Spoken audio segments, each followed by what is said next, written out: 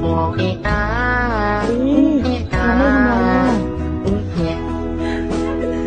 ย่มากพี่น้องแล้วคือแมวหลบ Gotcha. Gotcha.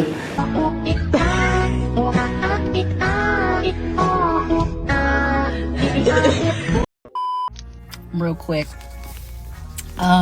to my young ladies in your early 20s, late 30s, and you have went to college and you've like, I got to be married by 30. Stop. Get off that clock. Take you some time, travel the world, sleep with every man that make your pussy purr. I mean, sleep with them. Sleep with them quick. Get that on out. Get it out you. And if your body don't respond negatively, keep him around. Keep him around so you keep your sleep number low. But if you have been sexually traumatized and you have not gotten the proper help, don't get married in your early 20s, late 30s. Don't get married at that time, because you will be an earth disturber and you and this man will not make it. So fuck everybody you can. Get married when you want to. Respectfully. Yeah, brethren, this woman is supposed to be one of the elders in the black community, and this is the advice she has to give to young black women. Who hurt this woman?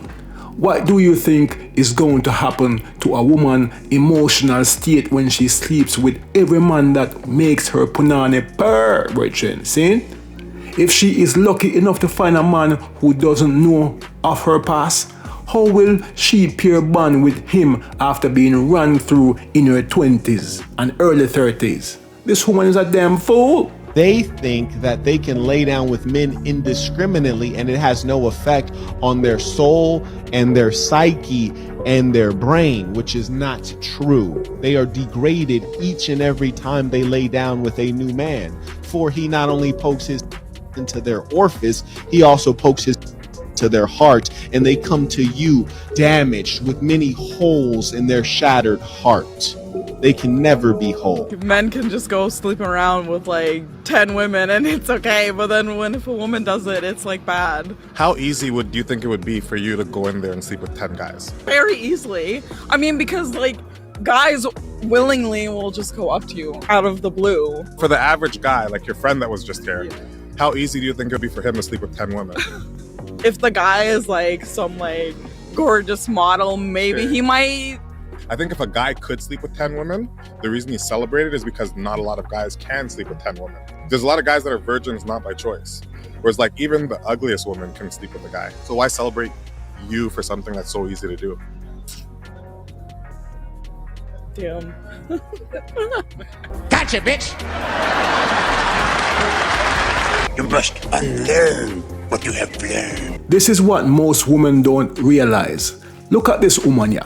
She is an average looking woman who is a bit overweight, and she knows that she can easily walk into that building, find 10 eager beaver men willing to smash her within the hour.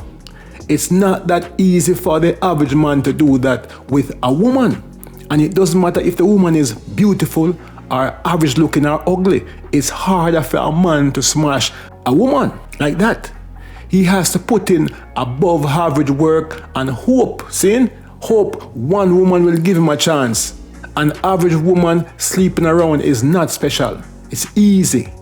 An average man sleeping around requires some type of voodoo working going on. See? You can at any point decide that you don't want to have sex with nobody. You can decide if I want to go years, because I could have been at a point in my life. Hold on. I could have been at a point in my life. Let him have it, I was out here doing whoever, whenever, because maybe I ain't had no guidance, maybe I ain't had no direction. Maybe if you're a virgin and you go into the dating room and say, I'm not giving my cookie up until I find my husband, that's one thing. But you cannot have offspring and go into the dating world and tell a man taking you on dates, you want him to get your nails done, you want him to give you money, you want him to pay your rent, We're going to and church say, together. I am celibate. Church. That does not make sense. Right. You were supposed to tell that to your baby daddy.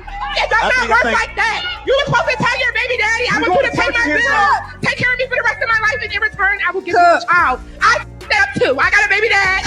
But when I came back into the dating world, I was realistic. I Very realistic. I'm not telling no man get my nails and hair done, but I'm not giving you no coochie. Women should be able to just sleep with whoever they want. And I agree they should be able to sleep with whoever they want. And I should also have the choice to not date them. I'm not going to be a hypocrite and tell you I'm telling women to never sleep with anyone. What I'm telling you is I have the right to also be selective and not date them. And it doesn't make me wrong. It doesn't make me weird to not want to be with a woman who's been with a lot of men. It doesn't make me insecure. It doesn't make me weird if I want my wife to only be with me. It doesn't, because I'm not open to that doesn't make me. Women have the right to dress how they want to dress, date whoever they want to date, sleep with as many men as they want to. My body, my choice. They can make their own choices. They have power and control over their bodies. But along with those rights, men have the same ones too.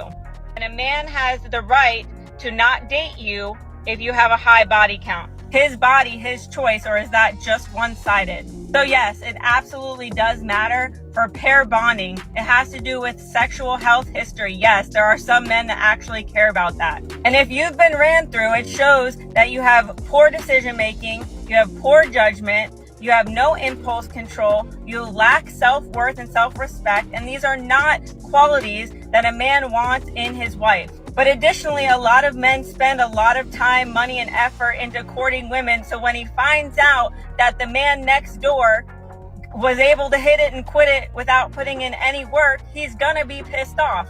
It's the same way that if you were dating a man for like a year and he turned around and got married to somebody else, you'd be like, what the fuck? I just put in all this work for a year and he turned around and got engaged and married to somebody else within 3 months.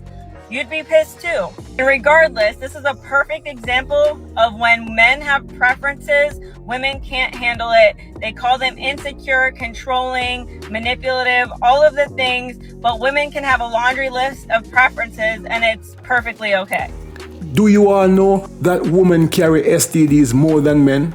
My lions, you better be careful who you are sleeping with out there now. Get her STD medical paperwork before you even put on the rubbers. Okay, so a lot of people are asking for a story time on who's responsible for my diagnoses. If you don't know, I am 22 years old. I was diagnosed with HIV in August of 2023 at 21 years old. I'm gonna get into it with y'all. So I was 21. It was March of 2023 when I got my last STI and HIV test, and that was negative. I had just turned 21. I was outside. I was doing my thing. No shame. It is what it is. But anyways, there's 3 people that I needed to tell from March to my diagnoses in August. First person I had met in April, and I had been sleeping with him on and off, like just as a situationship from April to May and June, right? We'll call him Tom.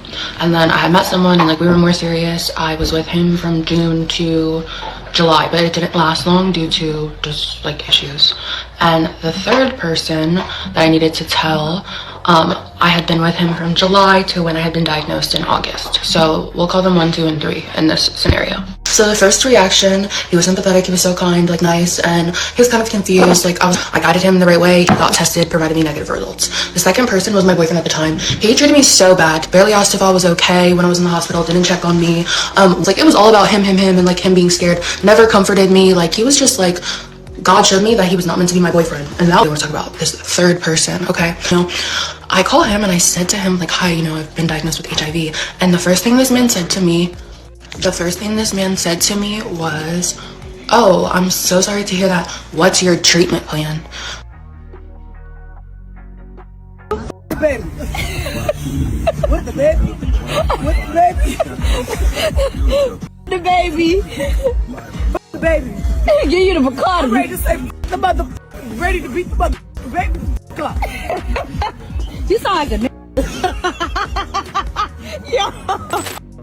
One of my friends, she lives in Austin, and she started working at a bar with a guy who I would consider to be the biggest male whore I'd ever met in Austin. She would tell me these jokes. She'd be like, oh yeah, I was hanging out with so-and-so, and he tells me these jokes about all these girls he's fucking. We would laugh, and then she's married to him a couple months later. It's so funny when I hear guys that are like, no, Michael, I don't want that perception on social media because if I come off like that, then I won't get a good girl. Most of the good girls that I know ended up marrying guys who've been with hundreds of women. Yes, ladies, your idea of a man whore are not the same as how we as men view women whores. Men generally will not wife her up for the reasons discussed previously, but women will marry such a man because he comes with experience. She doesn't see all those girls he was anacondaing as an issue. That's one of the major differences between a man and a woman. You can't change that no matter how much you want to try. So go out there and whore up if you want. Just make sure you deal with the consequences and don't come out in these streets bitching like these women are.